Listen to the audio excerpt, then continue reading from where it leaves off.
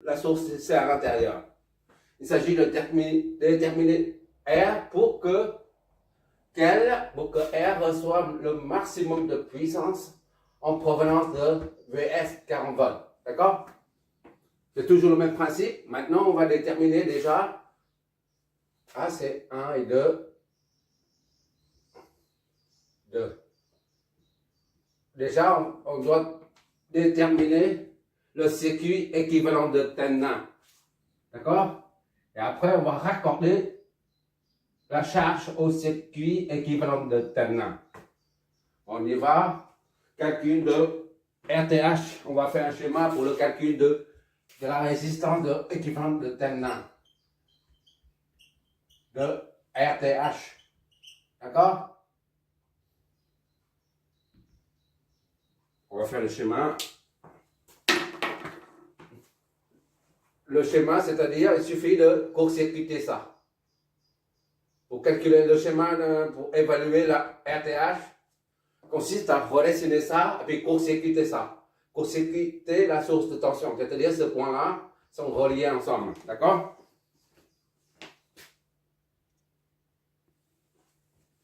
Ici, je redessine le schéma là.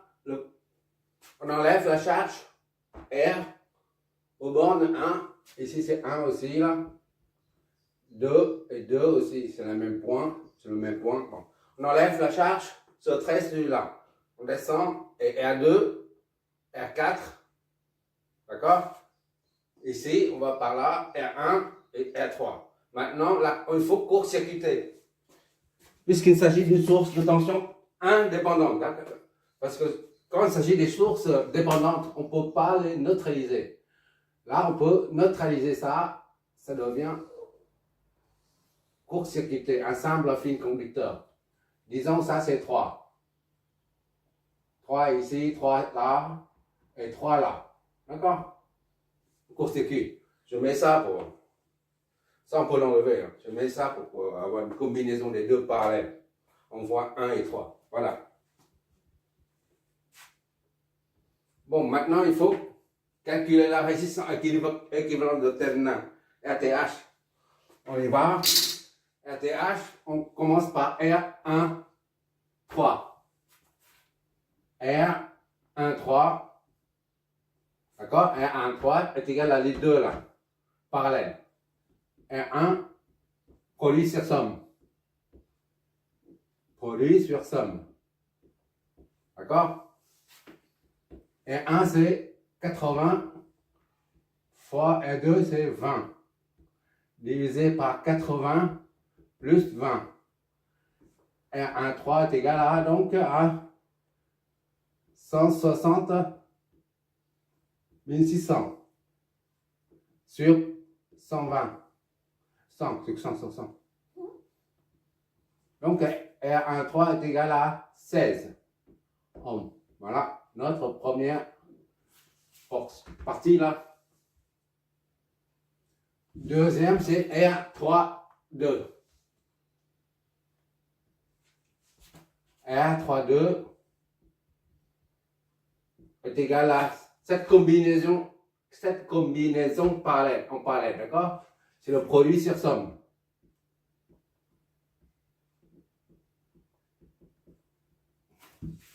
R3, c'est 10 fois R4, c'est 90. Ça, je fais petit connerie là. Ok. 10 plus 90. Ça fait 900 sur 100. Soit R32 est égal à 9 ohms.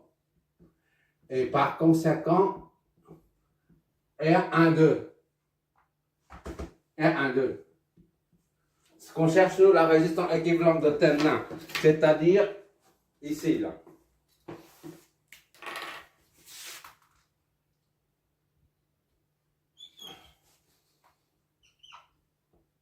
RTH. D'accord? Puisqu'on a enlevé ici, RTH. R12 est égal à R13 plus R32.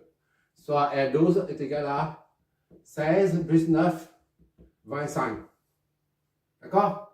R12 est égal à 25 ohms. C'est ça, hein? 25 ohms. OK. Or, VRTH est égal à R12. Soit RTH est égal à 25 ohms. Voilà, c'est notre premier paramètre du circuit équivalent de terminal. Maintenant, il s'agit de déterminer la tension aux mêmes bornes, 1 et 2. Et pour ça, il faut remettre, on parle du circuit d'origine, ou alors on parle ici, il suffit de remettre la source de tension, d'accord? Et puis chercher la tension aux bornes 1 et 2. Bon, je fais le schéma. Voilà, j'ai redessiné le schéma, là, je reprends ici, là, je remets en bas. R1, R3, R1, R3. Le point 1, là, le point 2, ici, là, et ça sort par là. Point 1, ça sort par là. J'ai remis la source, VS, à 40 volts. On met VS seulement. Bon, 40 volts.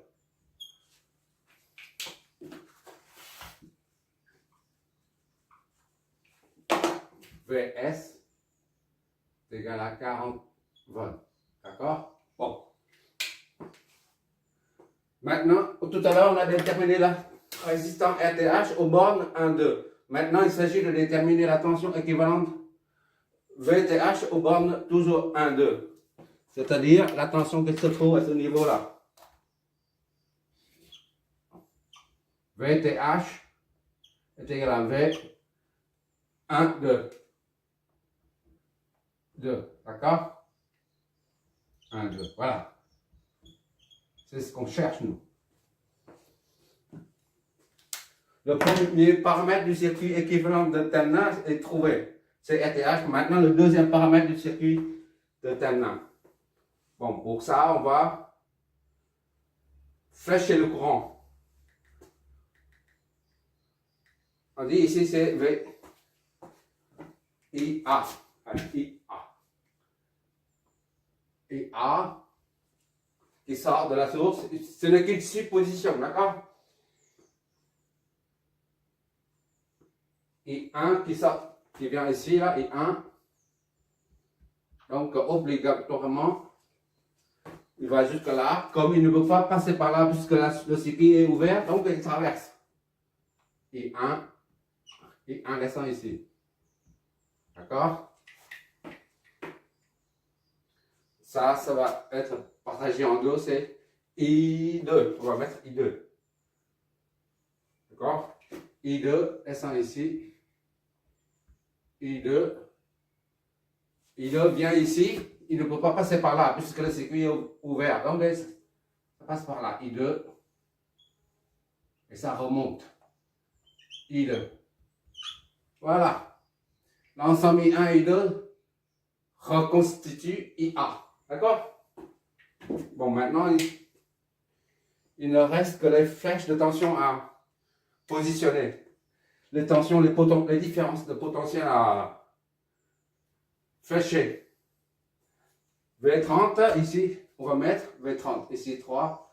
1, 2. On met 3 ici. Et là, c'est 0. On prend ça comme référence de 0 volt. D'accord? Référence de 0 volt. 0 volt. V0 est égal à 0 volt. Voilà, comme d'habitude.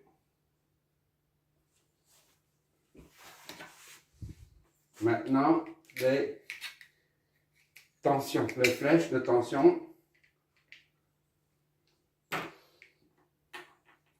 C'est une source de tension, donc la flèche de tension et la flèche de courant dans le même sens. Les deux flèches s'orientent dans le même sens. V2 de la flèche jusqu'au pied. 3, 0, ça fait 30, V30. Et là, c'est V1, 3. Le V3, 1. V3, 1. De la flèche jusqu'au pied. Là, le 3, 2. V3, 2. Ici, V1, 0. V10. Les deux flèches s'opposent, d'accord? Pour un récepteur, les deux flèches s'opposent. Ici, idem. V 2, 0.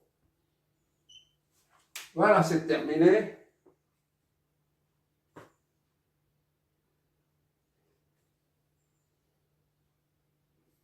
On peut maintenant analyser le circuit. La phase de préparation du circuit à l'analyse est terminée. Maintenant, on va l'analyser. V0 égale à 0. C'est à 0 volts, puisque c'est arbitrairement fixé à 0 volts. D'accord? V 30 est égal à V 30. V30 est égal à la tension aux bornes de la source, c'est-à-dire égal à Vs est égal à 40. Soit V3 moins V0 est égal à 40. Ou V3 moins 0 est égal à 40. Et par conséquent, V3 est égal à 40 volts. D'accord? C'est le deuxième potentiel. Qu'est-ce qu'il nous reste à faire?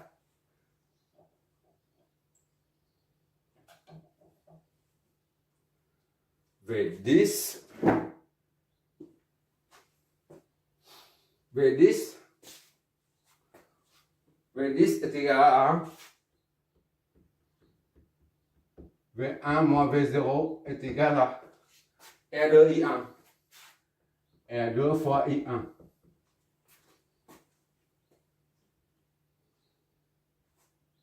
Non, on n'a pas besoin de ça. D'accord? On n'a pas besoin de ça, là. V10, là. On n'a pas besoin de la méthode nodale. C'est juste pour trouver V0 ou V3. Maintenant, on remarque ici que là, c'est la même chose que V10, là. V30. R, comme ça on voit mieux. Voilà. R1, R3. D'accord? C'est comme si on a ça. R1 et R3. Et R3. D'accord? Le plus va vers R1. Le moins va vers R2. R2, d'accord? R2. D'accord? Ici, c'est V. R2, c'est V10. D'accord? Et R1, c'est V31. V31. D'accord? Donc, pour calculer V10, il suffit de prendre le pont diviseur de tension. V10. Ici, V10 est égal donc à R talon divisé par la somme des deux multiplié par la tension. Ici, c'est Vs. D'accord? C'est R2 pont diviseur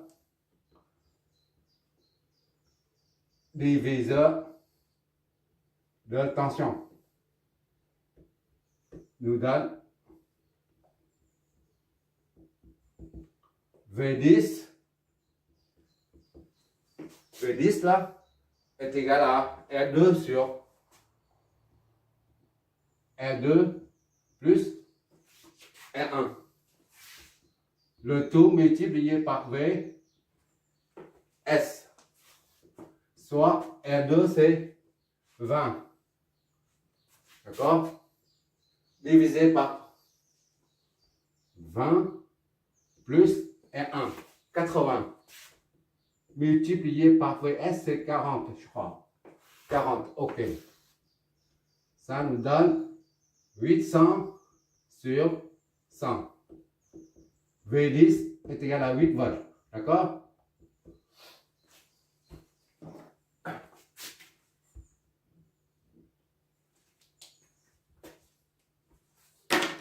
D'accord? Ça, là, je remets là, ici. Je l'isole. Et après, je mets en évidence le pont diviseur tension. Maintenant, on n'a plus besoin.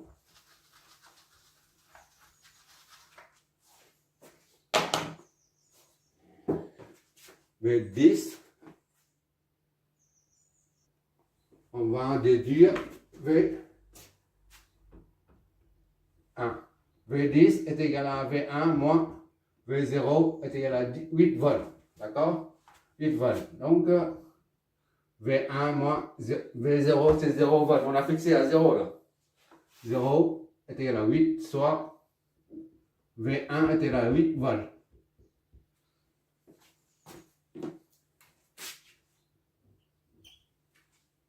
Maintenant, on applique le même principe pour celui-là. Le pont diviseur. V20 est égal à R talon, là c'est R4, divisé par la somme des deux. D'accord? Fois la source, comme tout à l'heure. Ici c'est V10, maintenant c'est pont diviseur encore. Diviseur de tension. V20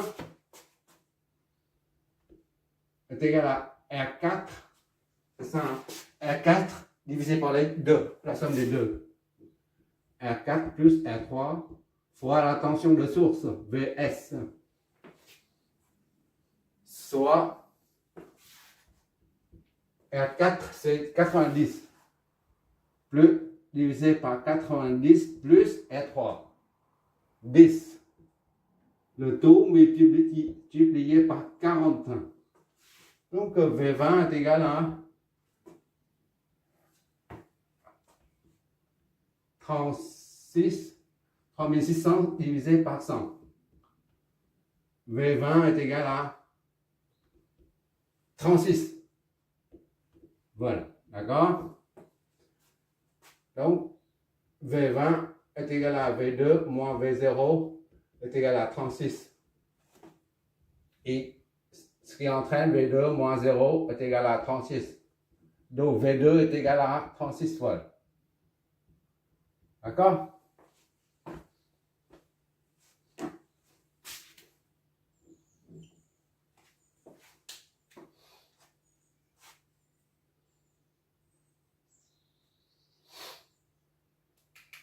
VTH est égal à V12. Par conséquent, V12 est égal à V1 moins V2. D'accord? VTH, la flèche s'oriente vers le haut. Là, on a pris V2, c'est V1, c'est 8 moins V2, c'est 36. C'est à moins 28 volts.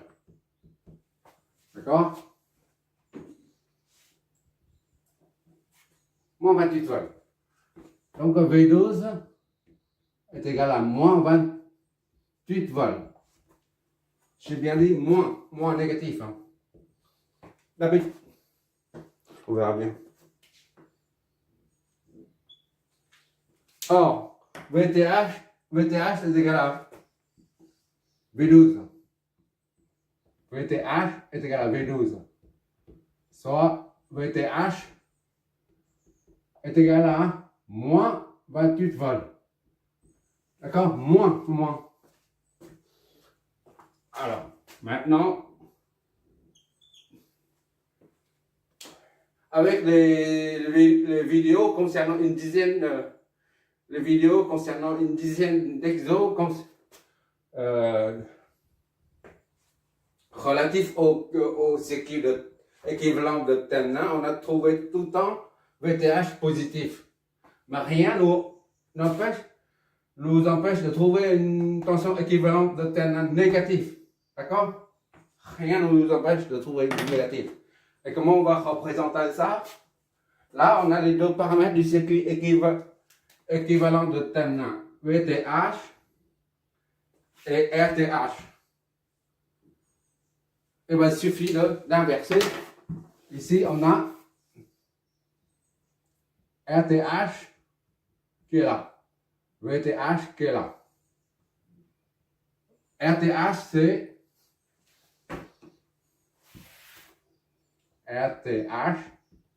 c'est 25 ohms. Et VTH, il suffit d'inverser négatif. Plus et moins. Voilà. Le courant part comme ça. I. D'accord? Ça, c'est inversé, ça fait moins. D'accord? Et ici, c'est 28 volts. D'accord? C'est pas trop tendu le truc. Ici, c'est 28. Ben, plus 28. Quand c'est orienté vers le haut. D'accord? Maintenant, c'est moins 28. Il faut inverser la flèche. C'est tout en fait. Voilà, maintenant on a trouvé le circuit équivalent de terminal avec ces paramètres, ces deux paramètres. VTH est égal à 28. On met 28, mais pas moins 28 puisqu'on a inversé la flèche. Il faut raccorder la charge dessus. R, charge qui est là. Elle est variable R. D'accord? Il faut trouver la puissance maximale. Or, la puissance maximale transmise à la charge est définie, a été trouvée là. PR maxi est égal à V source au carré divisé par 4 fois la résistance R où R est égal à R ligne, c'est-à-dire RTH ici. D'accord? Je le vois toujours. Ok. Voilà, je tire les rideaux comme ça. Il n'y a pas de problème de lumière. OR est égal à R ligne, est égal à RTH, est égal à V source. Ici, ça correspond à VTH là. VTH, d'accord? Donc, pour trouver la puissance, la valeur de la résistance R, pour qu'elle reçoive une puissance maximale qui est là, il faut utiliser cette formule. D'accord? La puissance est maxi si la résistance de charge est égale à la résistance de ligne, c'est-à-dire P maxi si, seulement si, R est égal à RTH, est égal à 25 ohms, d'accord? Eh ben, il suffit de remplacer R par RTH, d'accord? PR maxi, quand R est égal à RTH, TH est égal à 25, ça à 25, ok, est égal à V source, c'est VTH. VTH, c'est 28 au carré divisé par 4 fois ça. 4 fois 25. Qu'est-ce que ça nous donne?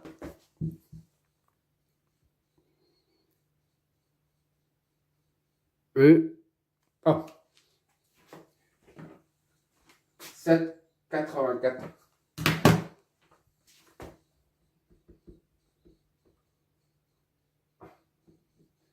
PR maxi est égal à 7,84 watts.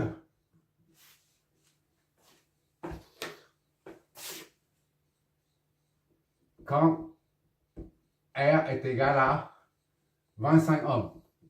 Voilà, la conclusion, c'est là. D'accord?